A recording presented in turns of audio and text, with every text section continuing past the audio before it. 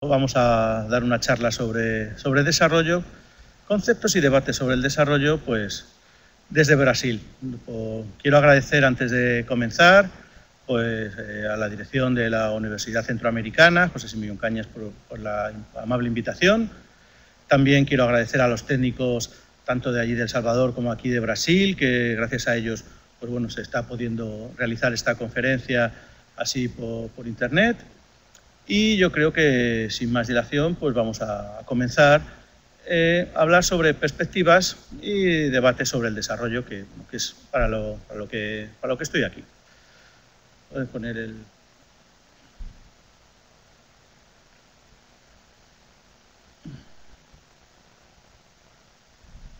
Bueno, como verán ustedes en la pantalla, bueno, el título, Perspectivas y debates sobre el desarrollo.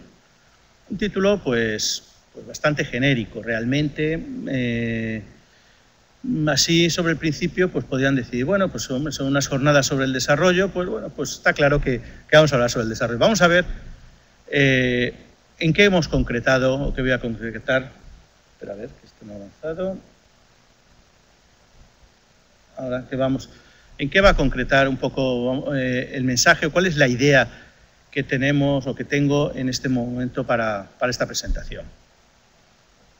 Para comenzar, vamos a hablar un poco sobre la génesis y evolución de la idea del desarrollo, de la economía del desarrollo, para tener todos una especie de... Queremos crear un marco de referencia, un marco histórico de referencia, para entender pues, cuáles son también los principales enfoques de la economía del desarrollo. Y en esa primera parte, que serían esos dos primeros apartados, configurar pues, un marco de referencia donde nos podamos entender todos de lo que estamos hablando en economía del desarrollo.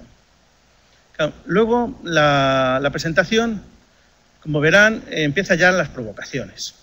El tercer punto, imposibilidad de desarrollo de las fuerzas productivas en el capitalismo del siglo XXI. Aunque parezca apocalíptico y bastante tremendista, pues vamos a ver exactamente si de verdad podemos tener un desarrollo de las fuerzas productivas a día de hoy, con un contexto de capitalismo financierizado, globalizado, con una serie donde la lógica de acumulación capitalista pues posiblemente está frenando el desarrollo de los países y desarrollo de las regiones, incluida pues nuestra América, ¿no? Que es lo que principalmente vamos a hablar. Después de ver esa parte, digamos, un poco más teórica, vamos a ver algunos datos de la crisis mundial actual y cómo se genera en los años 70 y el desarrollo. Unos cuantos datos para ya para tener armado al final del punto 4, pues ese marco de referencia que hablábamos en los dos primeros puntos y ver en qué situación estamos ahora mismo a nivel mundial. Y para finalizar, pues bueno, pues vamos a hablar un poco del debate sobre el desarrollo en los tiempos de crisis actual. Existe siempre, y ahí escribo, el peligro de volver a comenzar. El problema de las crisis, que son inherentes al capitalismo, es que cada vez que hay una gran crisis, nos replanteamos muchísimas veces qué pasa con el desarrollo, ¿no? Entonces, ese es un gran problema, porque el peligro de volver a comenzar sería un gran error. Ya como veremos a lo largo de la presentación, bueno, pues tenemos 70 años de economía del desarrollo. Hay experiencias ya pasadas de las cuales deberíamos aprender, o deberíamos haber aprendido, para al menos no cometer los mismos errores, ¿no? Y bueno, y a modo de conclusión, pues vamos a dejar algunas preguntas también, porque como la presentación es la inaugural de este congreso, pues lo que quiero es dejar puertas abiertas para que toda la materia gris y todos ustedes que van a estar trabajando todos estos días, pues tengan algunas ideas o algunas sugerencias que intentaré pues dejar aquí. Bueno, vamos a comenzar entonces.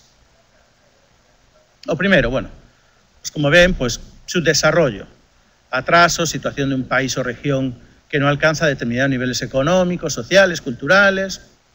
Desarrollo, acción y efecto de desarrollarse. Dicho de una comunidad humana progresar, crecer económica, cultural, políticamente, evolución progresiva de una economía hacia mejores niveles de vida. Bueno, pues esa es la definición que nos da la Real Academia de la Lengua. En principio, pues bueno, no nos dice gran cosa, pero vamos a ver cómo ha evolucionado este concepto de desarrollo y de subdesarrollo, porque bueno, esto es una definición que está en 2014 en el diccionario, pero no estaba así en los años 30 del siglo pasado. Antes de continuar, cuando hablamos de desarrollo, de subdesarrollo, pues salen palabras, siempre se habla de crecimiento, de progreso, de cambio social, de transformaciones sociales, de industrializaciones, de despegues, evolución social, modernización, reformas, ecodesarrollos, eso más moderno, desarrollo, riqueza, desarrollo comunitario, socialismo, terceras vías, desigualdad, globalización, bienestar, prosperidad. Como vemos, sobre el desarrollo hay muchísimo vocabulario, muchísimas cosas de las cuales se podrían hablar, porque en el fondo el desarrollo va inherente a todo lo que es la actividad económica, social y humana, pues de las personas, de los pueblos, de las familias. Entonces, cuando hablamos de desarrollo es que hablamos de todo esto y de muchísimas cosas que ahí no están puestas y son que seguramente en un debate nos ponemos todos a pensar y saldrían muchísimas palabras al respecto. Debajo he puesto tercer mundo porque fue un concepto que me parece un concepto muy interesante. Al final es un concepto que hoy todo el mundo domina más o menos, pero que fue realizado, o fue la primera vez que fue hablado o fue expuesto, fue por un demógrafo francés en 1952, un demógrafo, no fue un economista, y él se refería principalmente al tiers état, que son los desposeídos de la Revolución Francesa, los que después de la Revolución Francesa, los que no tenían nada frente a todas las posesiones que tenía el clero y que tenía también la nobleza. Aquí hay un concepto importante porque se ve la desigualdad que va inherente y que será un poco el trasfondo también de muchas de las cosas que vamos a estar hablando a lo largo de la presentación. Bueno, más o menos yo creo que todo el mundo lo sabe, pero bueno, las líneas entre el norte y el sur, para que nos hagamos una idea, pues bueno, pues más o menos en el planeta Tierra pues está ahí marcada. Los que estamos por debajo de la línea, pues somos el sur, evidentemente, pero somos el sur no solo geográfico, somos el sur económico, el sur de subdesarrollo, y el norte, pues es el norte geográfico y es el norte desarrollado del planeta Tierra. Después de la Segunda Guerra Mundial, el concepto de la triada, ¿no?, de tres grandes potencias o tres grandes bloques comerciales, militares, bueno, principalmente comerciales y económicos, en torno al cual giran el resto de los países. Si vemos, bueno, la tríada principalmente está enfocada con Estados Unidos a la cabeza, luego Alemania con la Unión Europea unificada, como digamos parte del centro, y Japón y todo pues lo que es alrededor. Eso es una dinámica que obviamente hoy en día, en el siglo XXI, va cambiando, el mundo es mutante y las relaciones comerciales son mutantes y bueno, pues en este caso, pues bueno, pues Japón, China está llegando a un poder económico mucho más importante, habría que ver si las crisis que va a tener o no, ya hablaremos de eso más adelante. La Unión Europea ahora mismo está en un proceso de crisis muy importante, con una serie de situaciones, de desmantelamientos de desarrollos sociales conseguidos después de la Segunda Guerra Mundial, que también pueden modificar sustantivamente su posición en el mundo. Y bueno, y Estados Unidos, que también pues bueno, va a tener diferencias importantes a lo largo de los próximos años, ¿no? Vamos a hablar un poco de historia. ¿Qué pasó después de la Segunda Guerra Mundial? Después de la Segunda Guerra Mundial se da un momento histórico importante donde bueno, pues se organiza y se crea la Organización de las Naciones Unidas, la ONU, en 1945, con un clima de cooperación internacional y multilateralismo. Recordemos que en aquel momento bueno, pues existía, que es muy importante, un contrapoder a la hegemonía estadounidense, que es la Unión Soviética, que actuaba de contrapeso frente a la hegemonía estadounidense, ¿no? Después con la Segunda Guerra Mundial se desmantelan los grandes imperios coloniales, principalmente, bueno, lo más importante es el británico y el francés. Eso crea una serie de países nuevos que se independizan de las metrópolis y claro, y ahí hay un momento importantísimo donde surge la cooperación internacional para el desarrollo como un elemento crítico para conseguir que esos países, nuevos países independientes, no vayan realmente hacia el bloque soviético. Entonces, la cooperación para el desarrollo y el crear condiciones para que los países emancipados puedan conseguir una senda de crecimiento es un objetivo muy importante para Estados Unidos, viendo que después de la Segunda Guerra Mundial la mayoría de los países independientes tienen simpatías, por así decirlo, hacia el bloque soviético y tienen cierta admiración por los éxitos industriales y desarrollo conseguidos por la Unión Soviética, con Stalin, etcétera, ¿no? Entonces, bueno, con independencia de las barbaridades que pudiera cometer pues el stalinismo, en aquel momento, en aquellos años, hay una cierta admiración por la Unión Soviética, por así decirlo. Asimismo, bueno, la aportación keynesiana como salida de la crisis del 29 tiene una influencia muy importante en todo lo que se van a ver las primeras políticas, digamos, del desarrollo, de economía del desarrollo. En 1949, el presidente de los Estados Unidos, Harry Truman, en su discurso inaugural a la Cámara de Representantes, por primera vez habló de los países más pobres o los países como países subdesarrollados. ¿Cuál es la importancia? ¿Por qué hablamos de esto? Esto tiene una importancia central, porque no fue un accidente. Para el presidente de Estados Unidos, toda la diversidad que somos, todos los países que estamos en el sur, esa gráfica hemos visto, que somos toda África, toda Sudamérica, la mayoría de Asia, y de repente todo eso pasa a ser una sola categoría, países subdesarrollados. Toda nuestra diversidad queda reducida a una sola cosa, que es que para Estados Unidos o las potencias dominantes, todos los países del mundo caminamos por la misma línea. Para él, unos más rápido, unos más lento, pero todos tienen una misma línea de actuación y de consecución que está guiada particularmente, ¿por quién? Por la trayectoria seguida por el imperio dominante en aquel momento, que son los Estados Unidos de Norteamérica.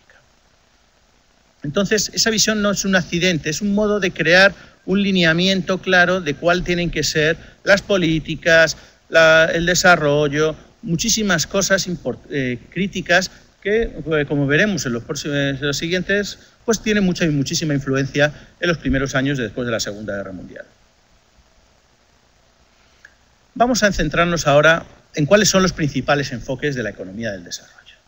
Viendo este marco de referencia, bueno, pues tenemos ahí un cuadro que espero que ustedes puedan ver perfectamente, donde están los principales paradigmas de la economía del desarrollo.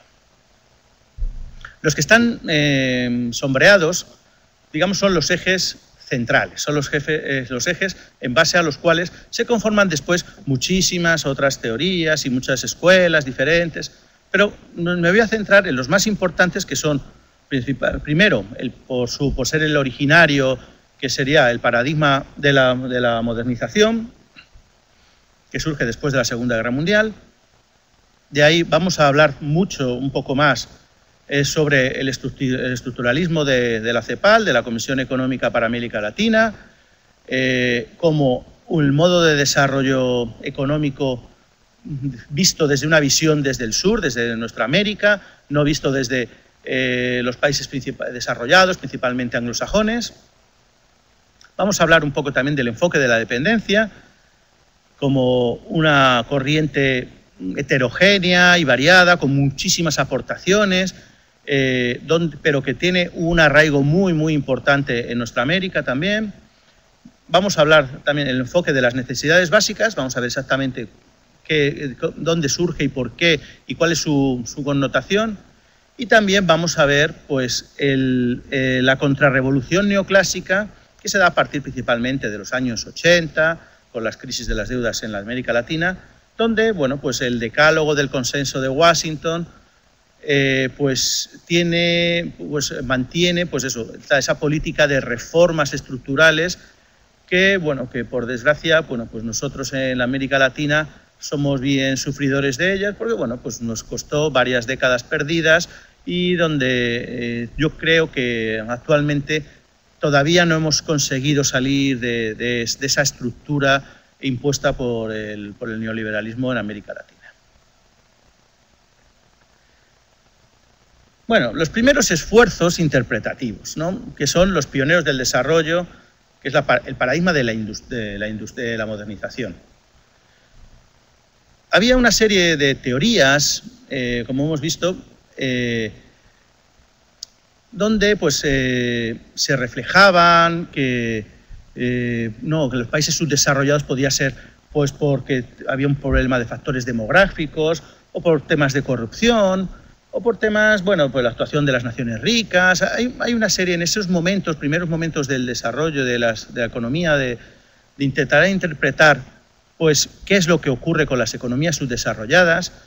Pues hay una serie de hipótesis que se arraigan mucho en el pensamiento. Incluso llegan a haber teorías absolutamente salvajes, ¿no?, de la teoría de las razas superiores, razas inferiores. Bueno, digamos, es un momento donde empiezan los primeros esfuerzos interpretativos. El paradigma de la modernización, básicamente, lo que plantea es que un país está subdesarrollado, un país o una región, porque no ha alcanzado unos niveles socioeconómicos, culturales, suficientes para llegar a ese desarrollo. Y ese desarrollo solo se consigue mediante una estrategia industrializadora. No se plantean los orígenes del subdesarrollo, no se plantean si los países son iguales o no, o tienen la misma línea de la economía es la misma para los países desarrollados que subdesarrollados. Para ellos es toda una línea de avanzar, y donde los subdesarrollados es que están detrás. Entonces, para poder llegar al lugar donde están las economías avanzadas, lo que tienen que hacer es un desarrollo industrial. Digamos que es una estrategia pues simplista, son los primeros momentos, son la mayoría de los académicos, investigadores, son países del centro, países de mundo anglosajón, estadounidenses, británicos, algún francés, pero principalmente países que están dentro de las economías avanzadas. El concepto de desarrollo económico, en este caso, se equipara con el de crecimiento económico. Desarrollarse es crecer y producir cada vez más. Este concepto del paradigma de la modernización, en el fondo, supone un retroceso importante respecto a otras aportaciones anteriores, donde ya antes de la Segunda Guerra Mundial se hablaba que el crecimiento económico solamente no iba a dar un desarrollo económico. Digamos que en estos primeros momentos, pues no hay una identificación clara de las causas, y se plantea simplemente una estrategia desarrollista a base de industrialización lineal. Sin embargo, hay algunos economistas como Myrdal o Singer, sí se plantean, empiezan a crear ya los primeros conceptos que ayudarán a escuelas posteriores a dar unas interpretaciones diferentes, ¿no? Si vemos este texto de Myrdal de 1959, él habla de que si no controlamos el comercio internacional, los movimientos de capitales, pues que los progresos económicos de los países tendrán efectos económicos negativos sobre el mundo subdesarrollado. No vale una estrategia de industrialización per se. Hay muchas más causas que empiezan a aparecer ya en estos textos y en estas reflexiones, donde vemos que hace falta algo más. Entonces, de estas primeras reflexiones surge las primeras preguntas, por ejemplo, esta de Huysmans, porque decía, el debate se define por dos grandes preguntas. El debate a partir de ahora, vamos a ver qué es lo que está pasando. Dice, ¿dónde está la responsabilidad de nuestro retraso? ¿Por qué nosotros estamos retrasados y los otros están más avanzados? ¿Es culpa nuestra o es culpa del mundo exterior que nos impide avanzar, por medio de la explotación? Y la segunda pregunta más importante o central es, ¿cómo podemos salir de esto? ¿Cómo podemos progresar? ¿Imitamos a la estrategia desarrollista de Estados Unidos o de Occidente o de la de la Unión Soviética? ¿O forjamos nosotros nuestro propio camino?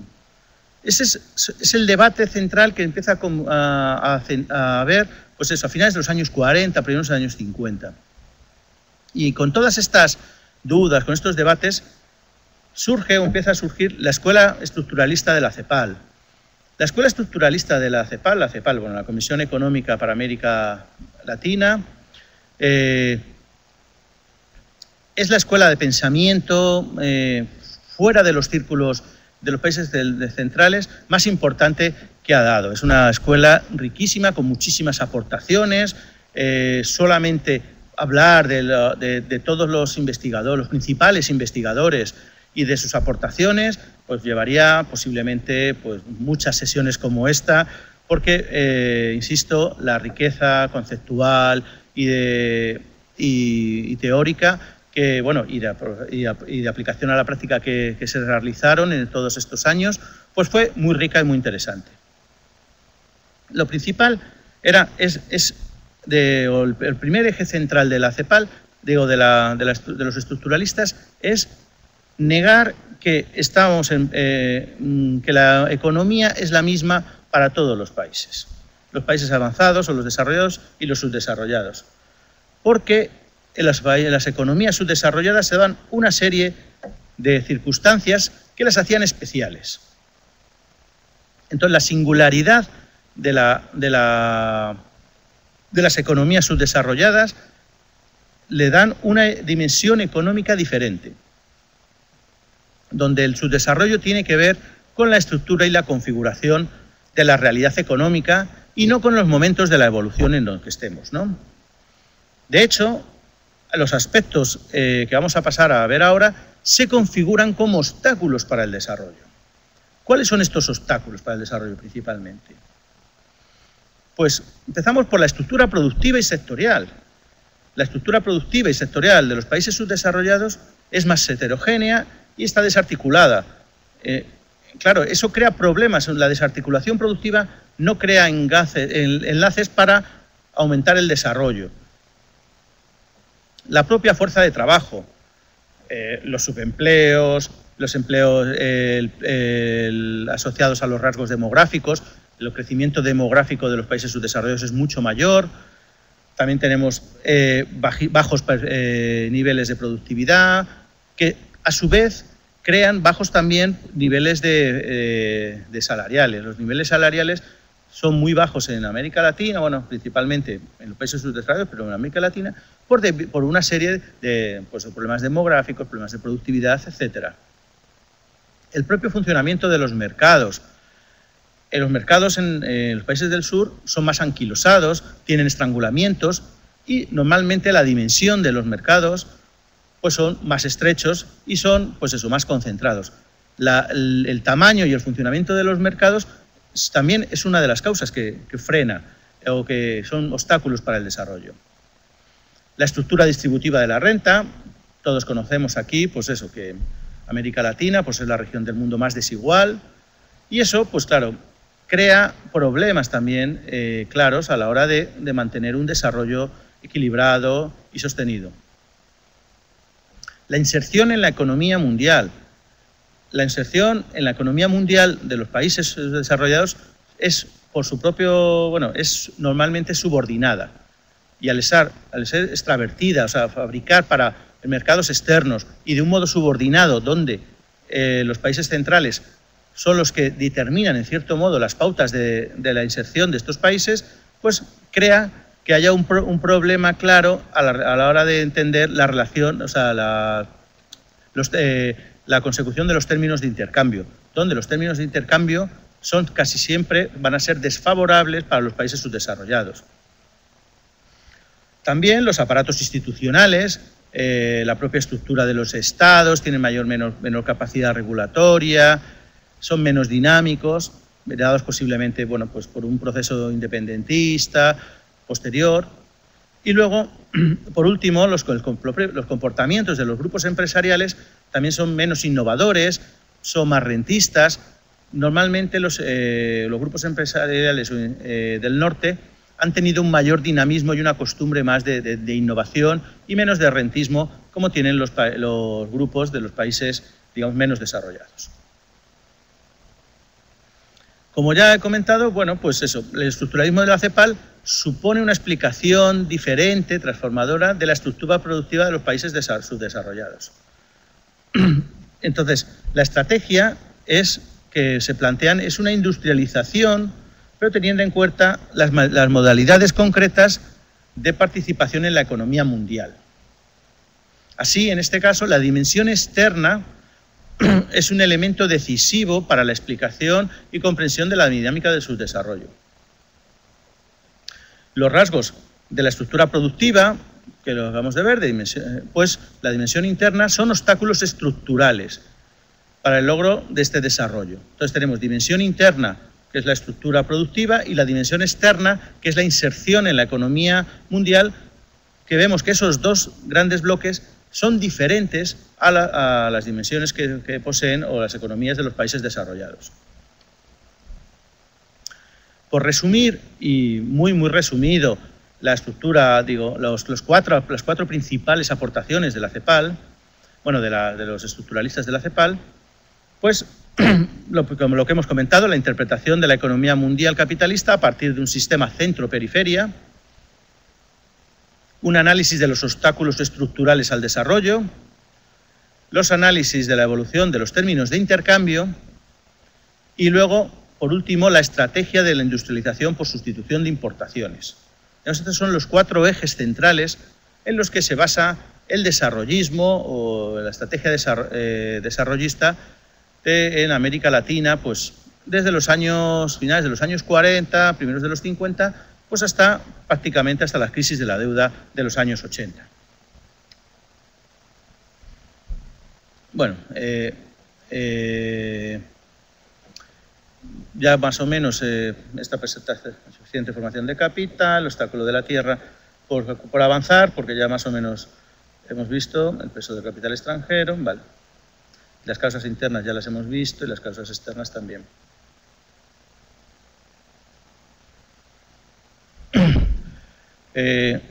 Vamos a hablar ahora de la escuela de la dependencia. Al hilo de las interpretaciones de la CEPAL, los dependentistas es un gran pilar de la economía del desarrollo, donde surgen académicos, investigadores heterogéneos, con aportaciones muy variadas y muy ricas también, donde el rasgo principal de la escuela de la dependencia está en que la participación en la economía mundial capitalista es el factor decisivo de su desarrollo de los países periféricos. Aquí vemos que la inserción externa de la economía capitalista es la clave. O sea, existen unos países centrales que tienen el poder, el monopolio, son los países imperialistas, que poseen la capacidad de mantener en su desarrollo al resto de la economía. El elemento común está el énfasis en las influencias externas que distorsionan el proceso de desarrollo de los países. Así, el subdesarrollo no es consecuencia de la supervivencia de instituciones arcaicas, de la falta de capitales en las regiones, sino siempre es generado por el mismo proceso histórico que genera el propio desarrollo del capitalismo. Entonces, la escuela de la dependencia claramente pone el énfasis en las condiciones externas, en las condiciones del propio capitalismo, para mantener una estructura central, imperialista, que se está aprovechando, digamos, de la capacidad o de desarrollo económico del sur, que se va a mantener siempre subdesarrollado debido a la propia configuración capitalista y las relaciones de intercambio entre el centro y la periferia. Bueno, a estas teorías de la dependencia, tiene una serie de antecedentes teóricos marxistas de principios del siglo XX, donde Lenin, Hildesheim, Rosa Luxemburg o Bukharin pues estudiaron los temas de imperialismo, la expansión mundial del capital, principalmente el capital financiero, que generaba, pues eso, grandes conglomerados económicos, financieros, que compiten a escala mundial, provocando una pugna por las áreas de influencia necesarias para el propio desarrollo del capitalismo. Así, el desarrollo del capitalismo central precisa de expandirse para mantener las tasas de plusvalía, las tasas de ganancia, y en ese proceso se mantiene la estructura de entre el país, los grupos centrales de la economía capitalista y los subdesarrollados. Dentro de escuelas dependentistas, he dejado aquí un pequeño anexo de dos páginas para la figura del profesor Samir Amin, por la influencia que él mantiene y ha tenido, pues, para los diferentes enfoques que hemos visto, que luego veremos, aunque no vamos a desarrollar exhaustivamente, pues de los enfoques de la Comisión del Sur, pues nuevos enfoques contestatarios, altermundistas, digamos. Entonces, como tiene una influencia muy importante sobre las nuevas, digamos, teorías heterodoxas sobre el desarrollo, bueno, pues vamos a ver un poco las teorías de Samir Amin. Él habla de la heterogeneidad en los niveles de productividad entre los sectores, de la desarticulación productiva o ausencia de vinculaciones intersectoriales, como ya también apuntaban la escuela estructuralista de la CEPAL, al igual que la escuela dependentista. Habla claramente de la dominación exterior como elemento crítico para entender el subdesarrollo, el desarrollo del subdesarrollo, como en palabras de Gunder Frank, ¿no? La acumulación de capital en la periferia se deriva a partir de las necesidades de acumulación de las economías centrales, que eso impide que se desarrollen. Entonces, en la base de esta interpretación es que existen dos tipos de economía capitalista: un capitalismo autocentrado y dinámico en los países del centro, y un capitalismo extravertido, bloqueado, deformado y dependiente en los países de la periferia. Así, gradualmente, el eje en torno al cual el sistema capitalista se organiza está en base a los 5 nuevos monopolios que benefician a los países de la tríada dominante. Esos monopolios son el control de la tecnología, los flujos financieros globales, el acceso a los recursos naturales del planeta, los medios de comunicación, el control, se entiende que el control de los medios de comunicación y la posesión de las armas de destrucción masiva. Entonces, esos 5 nuevos monopolios son los que ejercitan el derecho de los países centrales, la dominación de los países centrales sobre los países subdesarrollados.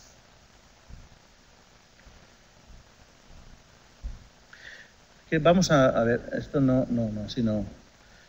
Vale. Después pondremos de nuevo el cuadro principal para no ir perdiéndonos. El último bloque, en los años 80, la economía del desarrollo entra en cuestión o en crisis.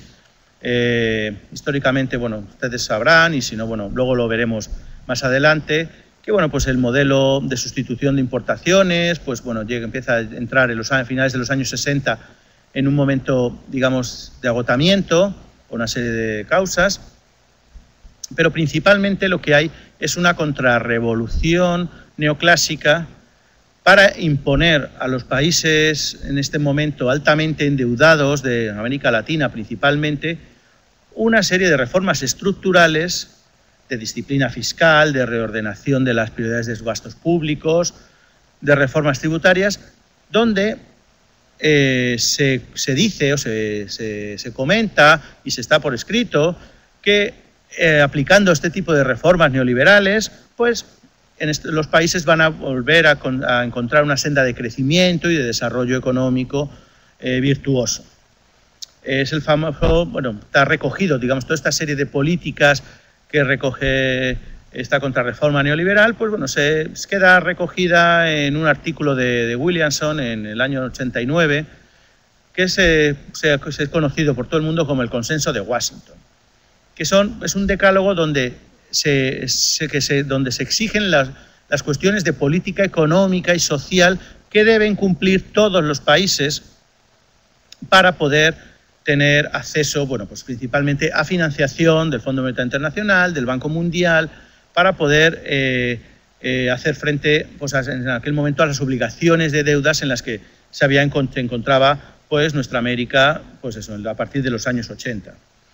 Bueno, las reformas estructurales pues son, pues las pueden leer ustedes allí, pues disciplina fiscal, reordenación de las prioridades de gasto público, realizar una serie de reformas tributarias, liberalización de las tasas de interés, crear un sistema de tipos de cambio que sean competitivos para poder fomentar principalmente exportaciones, liberalización comercial, o sea, retirar todas las trabas impositivas que existían hasta esos años, principalmente en los países subdesarrollados, liberalizar también los flujos de inversión extranjera para que pudieran entrar las multinacionales de un modo realmente competitivo en la región, privatizar la mayoría de las empresas públicas, desregular financieramente y pues ciertos tipos de regulaciones que existían previamente, en los años anteriores, y luego desarrollar unos sistemas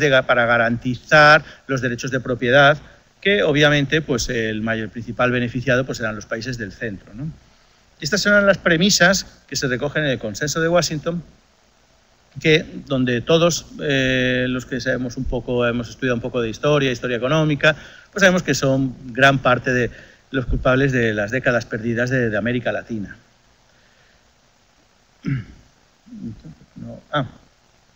Si vemos cuán diferentes fueron las estrategias desarrollistas en América Latina entre los años 50 hasta los años 70, 80 hasta la crisis de las deudas, y luego el modelo desarrollista que se dio con el modelo reformista de ajuste estructural, ¿no? Si los motivos de desarrollo del modelo de sustitución de importaciones era un abastecimiento de los países para los países centrales después de la Segunda Guerra Mundial y una toma de conciencia del deterioro de los mecanismos de intercambio, con lo cual lo que teníamos que hacer obviamente era no exportar materias primas e importar productos manufacturados o bienes de equipo, sino tratar de crear un desarrollo interno que nos permitiera equilibrar los mecanismos de intercambio. En los años 80 y 90, debido a las crisis estructurales, pues por la caída de las demandas externas e internas, pues se crea el aumento del servicio de la deuda interna. Entonces, los motivos de las reformas o de los modelos reformistas son claramente bien diferentes. Los objetivos: el primero, sustituir las importaciones de manufacturas por productos propios. El objetivo de los años 80 y 90, aumentar la competitividad de la producción nacional media para captar las divisas necesarias para pagar las deudas y reactivar la economía. Cosas que evidentemente pues no se dieron. Las políticas, bueno, fomentar en los años el modelo de sustitución de importaciones, fomentar una industria de producción de bienes de consumo, apoyar a la producción primaria exportadora, un cierto proteccionismo comercial, procurar los primeros modelos de desarrollo de integración regional y luego una intervención generalizada por parte del Estado en la economía. Justo lo contrario pues, a lo que es el modelo neoliberal que se impone en América Latina a partir de los años 80, ¿no? Pues, estabilización macroeconómica como principal objetivo, promoción de las exportaciones y aperturas comerciales y financieras para permitir los flujos de capitales del exterior, reformar el Estado, privatizando pues, las empresas públicas principalmente y haciendo políticas de reducción del aparato estatal, flexibilizaciones de los mercados de trabajo para permitir una minusvaloración o una regresión de los salarios que permitiera alcanzar mayores tasas de plusvalía al capital, y liberalizaciones de los sistemas financieros para permitir la entrada de los flujos financieros y de las ganancias financieras de los países centrales y de los grandes conglomerados del centro, ¿no? En este contexto de crisis del panorama del desarrollo y con la contrarrevolución, digamos, neoliberal, ya, bueno, comienza a surgir ya un poco antes la idea de las necesidades básicas, ¿no? La idea de las necesidades básicas es un concepto donde vuelve a insistir en que un rápido crecimiento de la producción no reduce por sí solo ni la pobreza ni la desigualdad. Hay que hacer otro tipo de cosas, hay que hacer más cosas, hay que conseguir redistribuir los beneficios y las plusvalías de la economía para poder reducir la pobreza y la desigualdad, porque es crítico ese sistema para poder avanzar en una senda de desarrollo. Digamos que en este sentido, la idea de las necesidades básicas es una superación del modelo de modernización estructuralista dependentista que estaba predominante hasta ese momento. Las necesidades básicas pues son básicamente, bueno, son cuatro categorías o cuatro categorías principales, podríamos hablar de ahí. La primera, alimentación, alojamiento y vestido y vestimenta como primera necesidad básica a cubrir. Seguidamente, pues tener una serie de servicios públicos básicos como pues, la educación, la sanidad, transporte, potabilizaciones y saneamientos de las aguas, una serie de necesidades también muy importantes. El tercer bloque hablaría de un trato digno a las condiciones laborales, que es importantísimo porque es crítico para poder centrar los mercados laborales y tener una serie de condicionamientos, porque permite conseguir las dos primeras con un trabajo digno. Y por último, en una fase, digamos, más avanzada, se hablaba de participar en las decisiones colectivas, de las libertades democráticas, individuales, derecho a vivir en un marco ambiental sano y sostenible. Entonces, la idea de las necesidades básicas tendrá su desarrollo los índices de desarrollo humano publicados por el PNUD, por el Programa de Naciones Unidas para el Desarrollo, pues a partir del año 1990, cuando se publica el primer informe sobre desarrollo humano. ¿Qué ocurre en este contexto? ¿Por qué los índices de desarrollo humano y el enfoque de las ideas de las necesidades básicas tienen digamos, mayor facilidad o están mejor reconocidos por la contrarrevolución, digamos, neoliberal? El enfoque de las necesidades básicas y del PNUD pues no es tan, digamos, tan beligerante contra el neoliberalismo como son los enfoques independentistas, altermundistas y de la Comisión del Sur y diferentes desarrollos heterodoxos que se dan a partir de estos años, ¿no?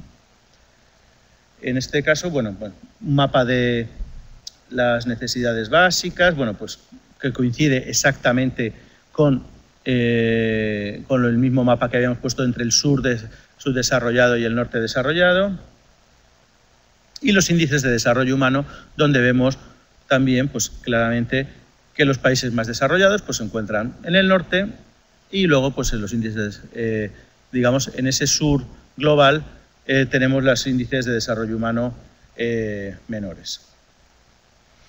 Bueno, como colofón y para que todos nos centremos en esta primera parte de la conferencia, bueno, hemos visto, esto si pongo el puntero, bueno, el paradigma de la modernización, luego hemos hablado del estructuralismo de la CEPAL, hemos dado unas breves nociones también de la escuela dependentista, hemos visto el consenso de Washington y las políticas de desarrollo, bueno, de contrarrevolución neoliberal, de crecimiento neoliberal, y por aquí tenemos el enfoque de las necesidades básicas con el enfoque de desarrollo humano. Hemos dejado, evidentemente, pues muchas escuelas y muchos temas, bueno, dependentismo, luego los análisis contestatarios, desarrollos territoriales. No hemos hablado de desarrollo sostenible ni ecodesarrollo. los temas de antidesarrollo y de crecimiento, que también tienen ahora una serie de, bueno, tienen bastante predicamento, el enfoque de la Comisión del Sur como un enfoque pues también dependentista y con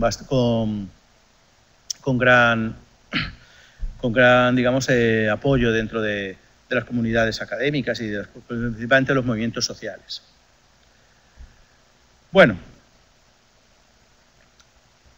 visto un breve marco de referencia de todo lo que había sido el desarrollo o las escuelas, diferentes escuelas y puntos de vista sobre el desarrollo, y como ustedes van a estar trabajando sobre el desarrollo en estos días de congreso, vamos a empezar a crear una serie de inquietudes. Vamos a ser un poco polémicos.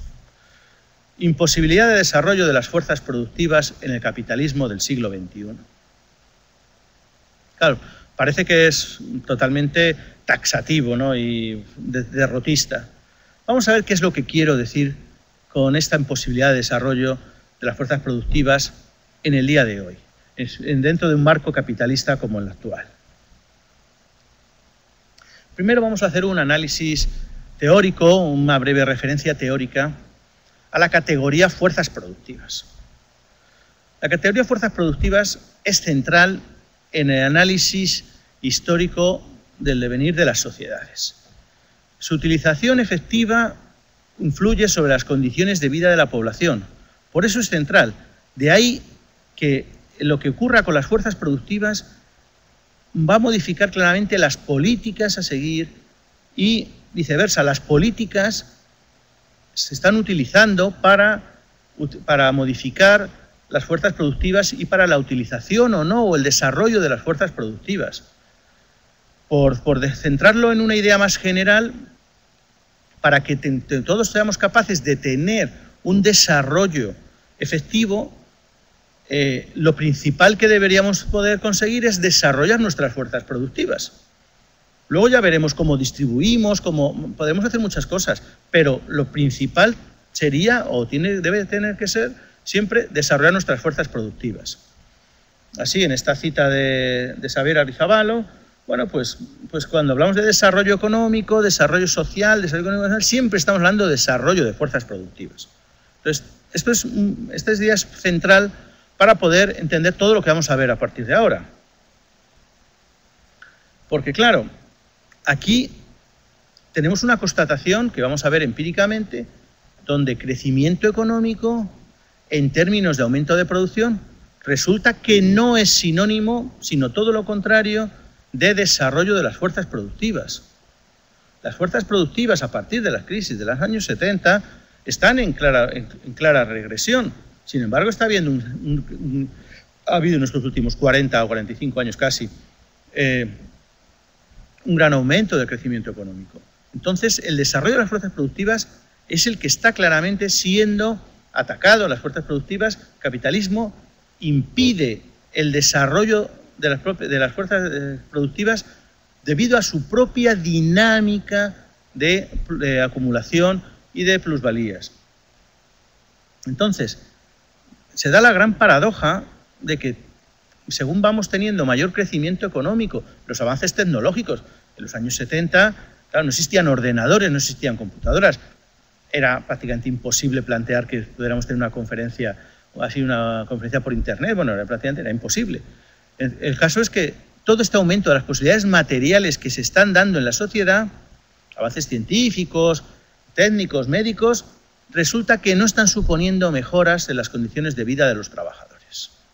Y esto es una realidad clara, constatada, que tiene que ser o debería formar parte del eje central de cualquier estrategia de desarrollo. Las exigencias del proceso de acumulación capitalistas están actualmente impidiendo las posibilidades de desarrollo de las fuerzas de venta. Y este mensaje creo que debe quedar bien claro porque es fundamental para poder conseguir un desarrollo, poder tener un desarrollo de las fuerzas de venta, de fuerzas productivas, perdón. Contradicciones del capitalismo. Pues eso, pese al aumento de la tasa de plusvalía que ha habido en todos estos lustros anteriores al año 2007, resulta que toda esa masa de plusvalía generada, obtenida, es insuficiente para nutrir las tasas de ganancia que estimulen la acumulación. Y la aplicación teórica se encuentra en la propia ley del capitalismo, consistente en el descenso tendencial de las tasas de ganancia, es decir, de la rentabilidad, que es la única fuerza motriz real para mover este régimen social que es el capitalismo.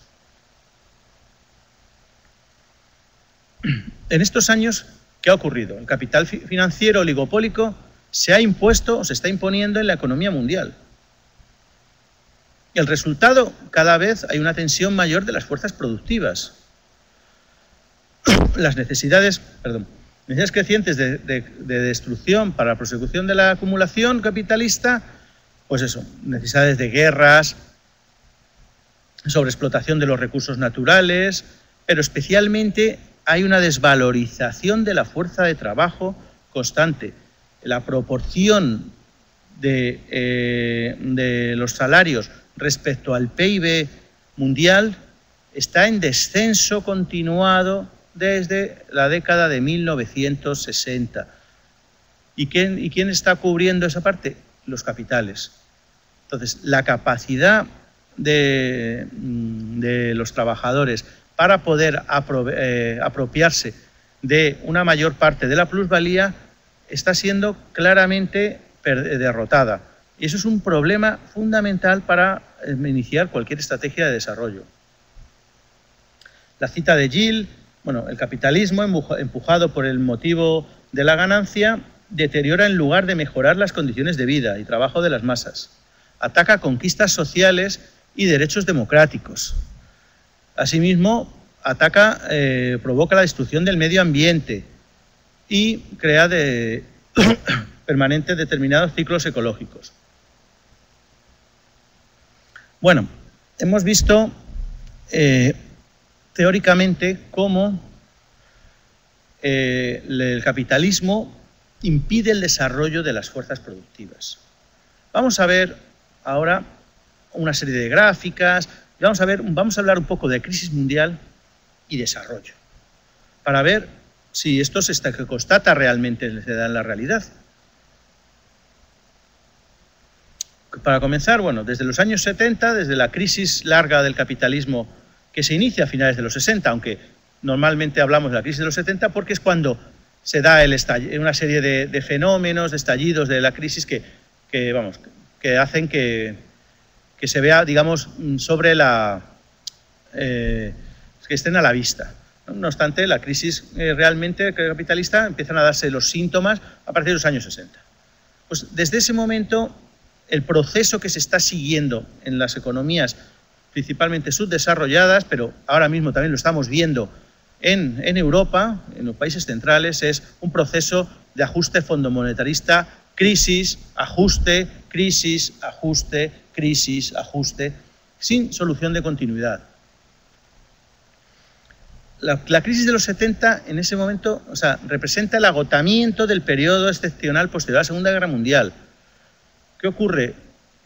A partir de ese momento se centra todo el ajuste fondomonetarista en el abaratamiento de las fuerzas de trabajo, de las fuerzas productivas.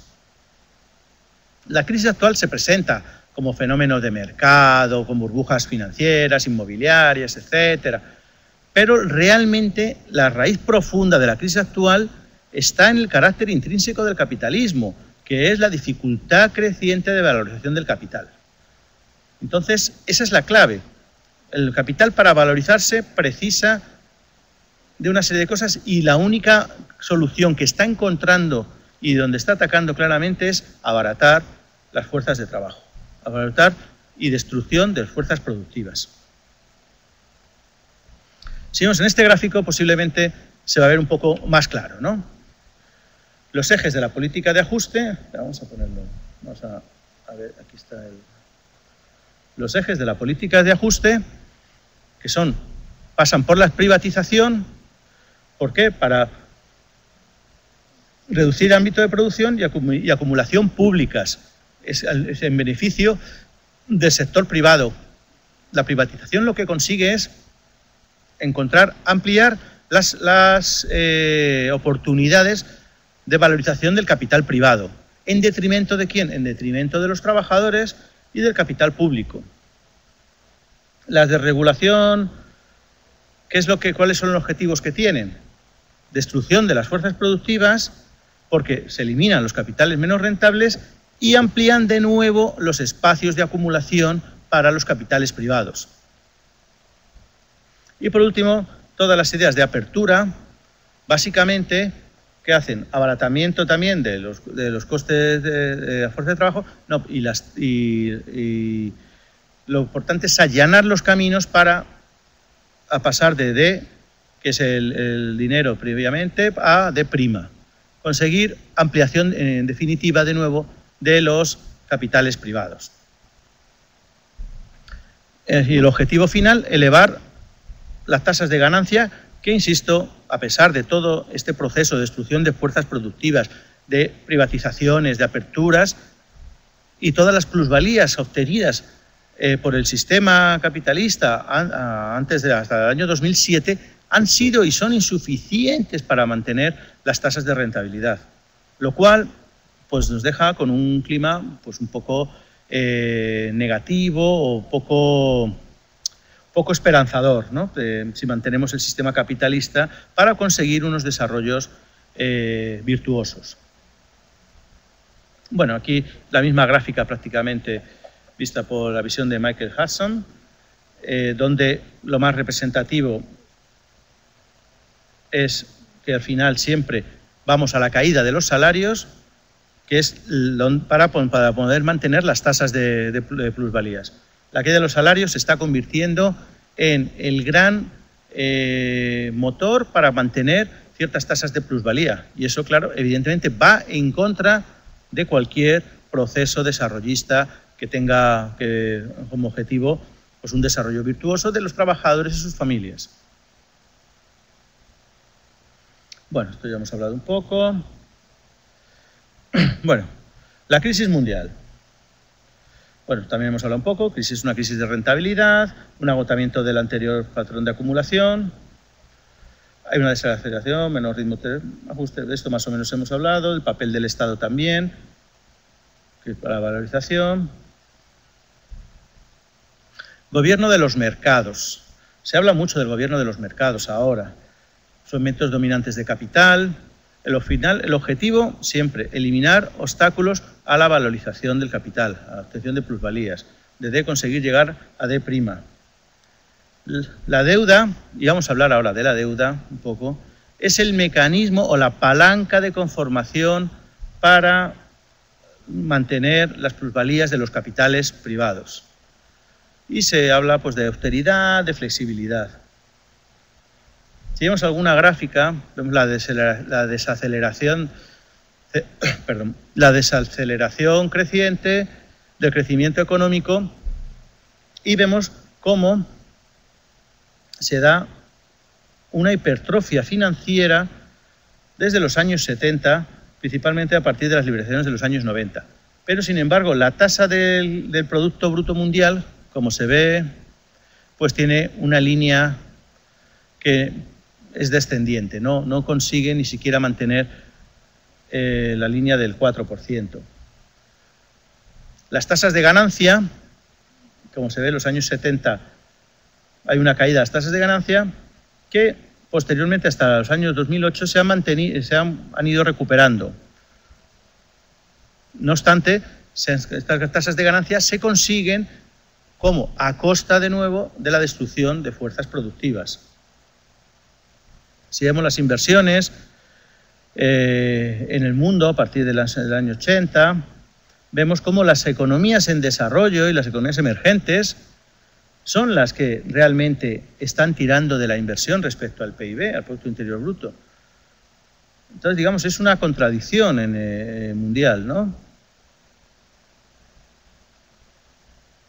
Bueno, las tasas de beneficio en el mundo y en los países centrales, el G7, si vemos las tasas de beneficio del G7 son inferiores a las tasas de beneficio mundiales. Entonces, digamos, esta crisis de valorización de los capitales de los países centrales se mantiene o se sostiene con base a los capitales y el desarrollo de los países subdesarrollados que son los que están sosteniendo este sistema. Bueno, de Weinstein, del profesor Weinstein, pues he tomado esta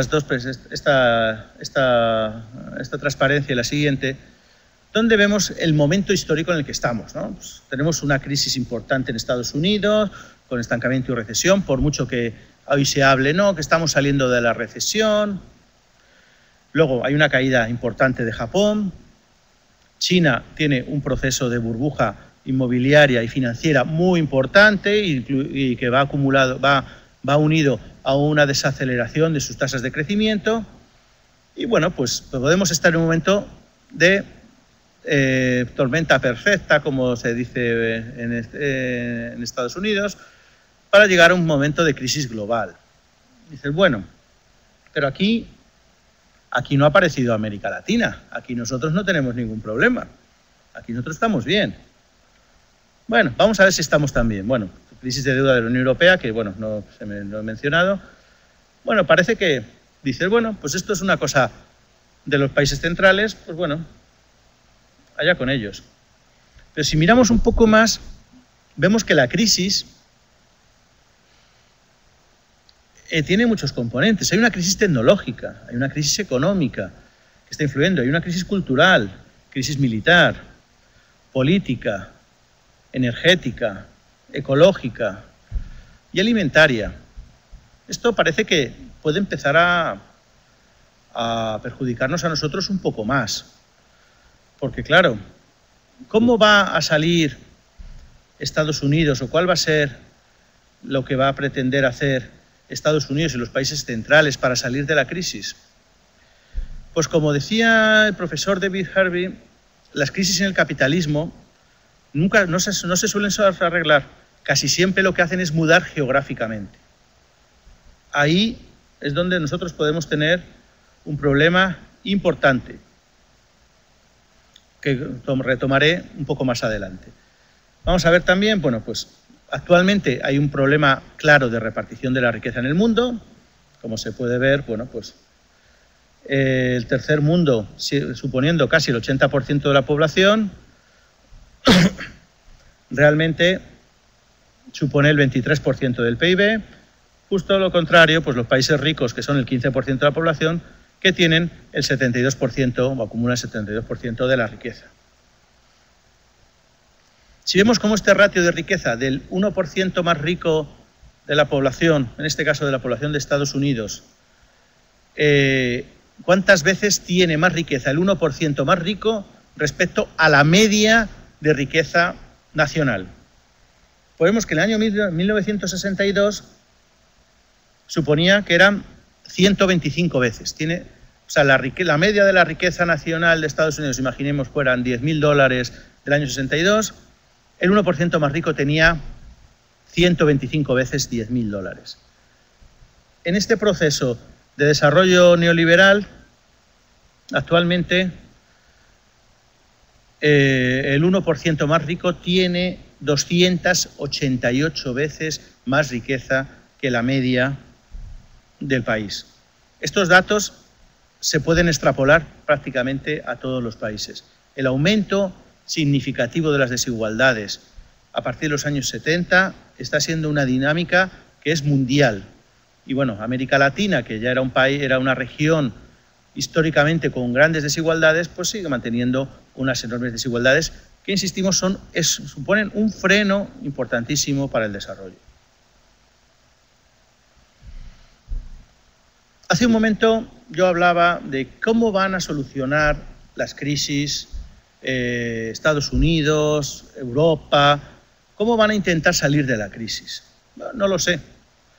Pero vamos a hacer un poco de historia, vamos a recordar qué pasó en los años 80. En nuestra región, en nuestra América, ya tenemos experiencia de crisis de deudas, ¿no?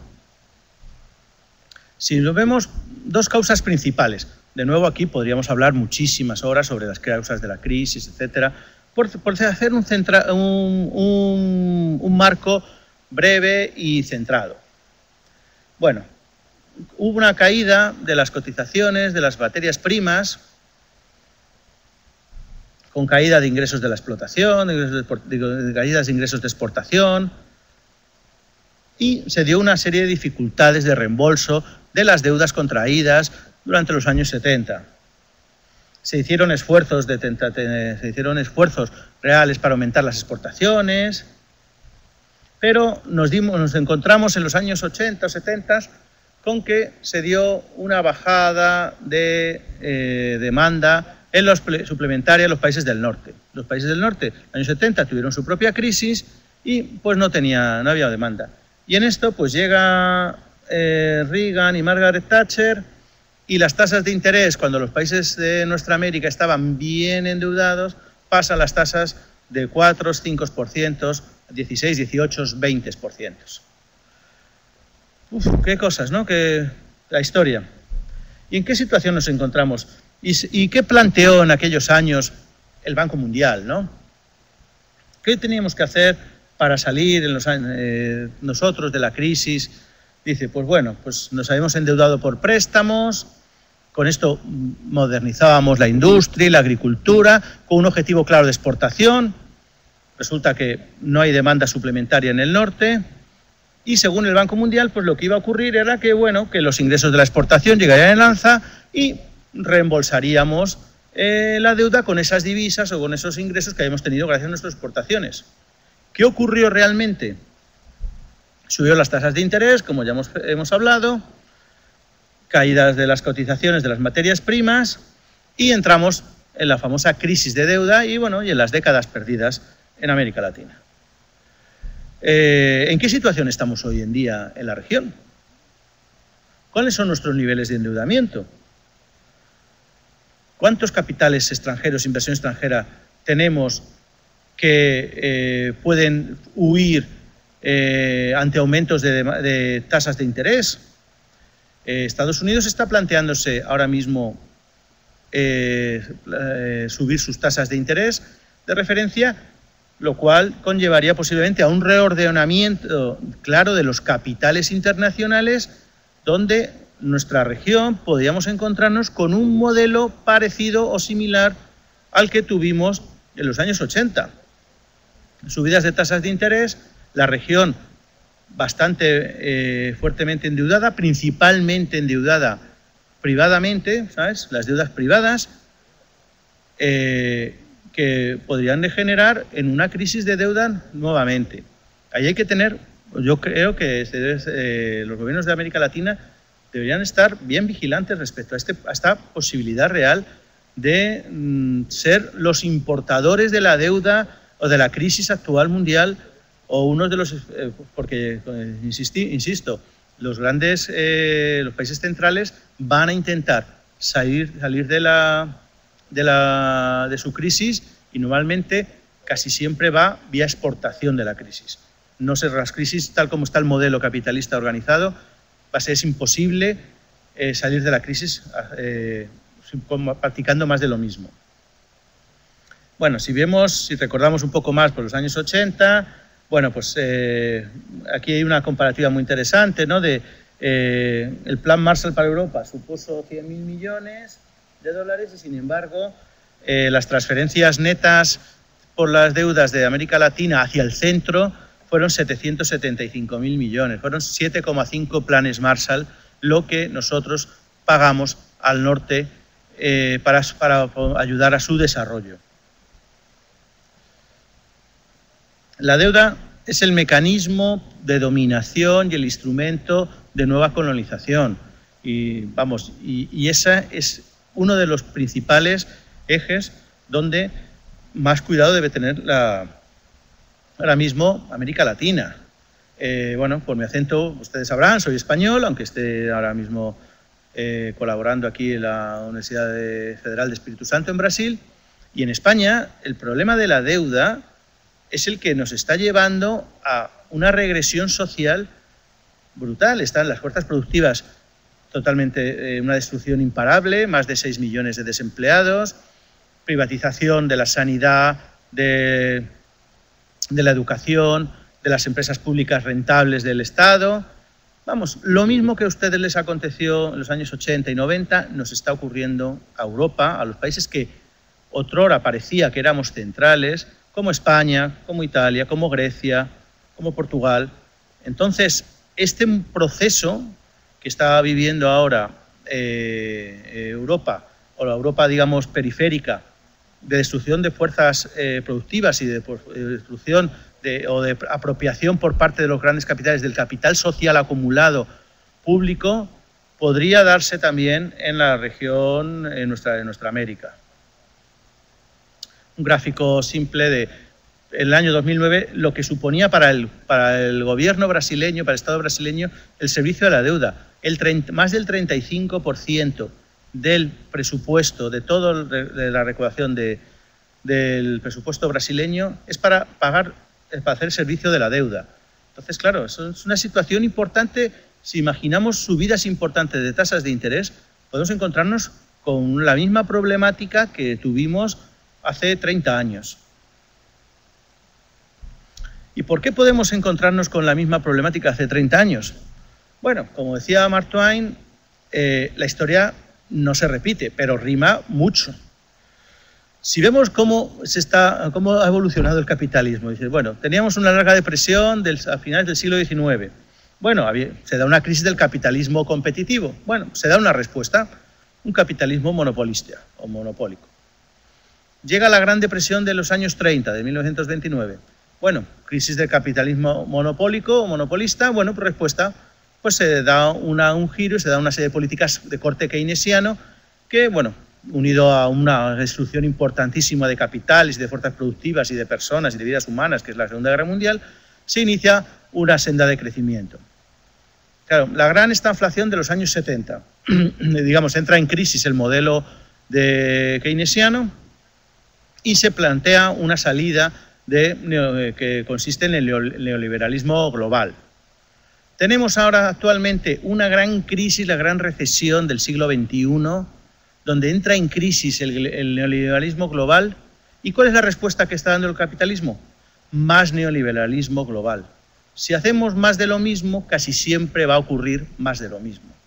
Entonces, el momento histórico en el que estamos no invita a ser precisamente muy, muy optimista en este sentido. Bueno, en este sentido, claro, ya a ustedes les he dejado pesimistas, algunos dirán, no tenemos nada que hacer, qué desastre o qué apocalíptico, aquí nuestro conferenciante. Pues no. Yo le voy a dejar aquí alguna serie de preguntas. Yo he hablado con muchos colegas y académicos, y hablo de temas de desarrollo, y hay muchos que dicen, no tiene sentido hablar hoy del concepto de desarrollo en medio de una crisis como la actual, o no hay lugar para otra cosa que no sea crear empleo, salir de la pobreza, garantizar financiaciones y conseguir que la gente salga de la pobreza, que realmente están creciendo mucho las bolsas de pobreza, y tienen razón. La pregunta, ¿nos podemos ahora preocupar por nuevas orientaciones para el bienestar humano si lo primero son las primeras necesidades básicas lo que tendríamos que arreglar en vista de la gran recesión económica que tenemos? Pues mi respuesta es sí a todo. Es que sí que tiene sentido debatir sobre el concepto de desarrollo y mantenerlo. Recordemos que llevamos 70 años con aportaciones académicas, teóricas, reales, de economía del desarrollo, donde hemos aprendido y deberíamos haber aprendido qué cosas funcionan, qué cosas no funcionan, pero no podemos volver a comenzar siempre que hay una crisis. Las crisis son inherentes al capitalismo, va a haber siempre crisis. Entonces, el modelo de desarrollo que tengamos que hacer tendrá que ser el que sea, pero tendrá que tener siempre una base en base a todo lo que ya ha acontecido en estos 70 años de economías del desarrollo. No podemos tirarlo todo por la borda simplemente porque ahora hay crisis. Si vemos tenemos cosas que hemos avanzado mucho, pues tenemos necesidades humanas básicas, nutrición, agua y sanidad, seguridad personal, refugio y abrigo, fundamentos del bienestar, acceso a conocimientos básicos. Hay una serie de ganancias sociales que son las que no podemos perder. Tenemos que avanzar con base a lo que ya ha ganado y trabajado y luchado durante todos estos años. De ahí que no debemos dejar que el deterioro de las fuerzas productivas se imponga en nuestra economía capitalista. Hay que conseguir, de alguna manera, frenar el deterioro del trabajo frente al capital, porque si no, todo lo demás va a ir en detrimento, claramente, de los trabajadores y de nuestras conquistas sociales obtenidas durante pues, muchas decenas y muchas luchas y muchas muertes también. Si vemos, bueno, esto... Claro, lo primero que he puesto, el Social Progress Index, pues bueno, hablaba un poco de nuestra realidad, de nuestra región, ¿no?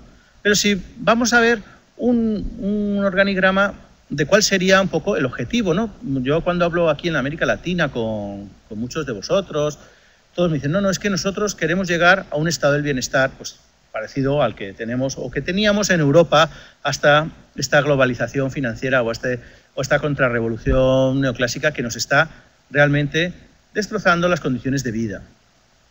Entonces, claro, si este es nuestro objetivo, y nuestro objetivo es llegar a un estado del bienestar, tenemos que influir claramente sobre los mercados de trabajo y sobre los sistemas redistributivos. Si no somos capaces de influir sobre esos dos grandes ejes, cualquier estrategia de desarrollo local, global, va a tener pocas posibilidades de verdad de avanzar. De ahí que los instrumentos tienen que pasar por asuntos políticos. Si el problema del subdesarrollo es un problema político, las soluciones tienen que ser políticas. Entonces, regulación de políticas laborales, sistemas fiscales que no sean regresivos, que sean progresivos, salarios sociales, una serie de cosas. Hay que hacer políticas sociales que frenen la expansión del capital.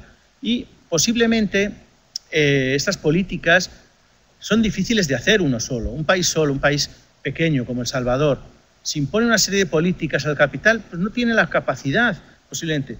Los acuerdos regionales son fundamentales para poder tener una capacidad de decisión y de enfrentarse frente al enorme poder que acumulan los capitales internacionales. Entonces, de ahí la necesidad de una integración más en políticas sociales, en políticas laborales y de redistribución dentro de nuestra América. Sería crítico poder avanzar por esos pasos, ¿no? Entonces, bueno, a modo de conclusión, que prácticamente ya lo he dicho, ¿qué podemos hacer con el desarrollo hoy?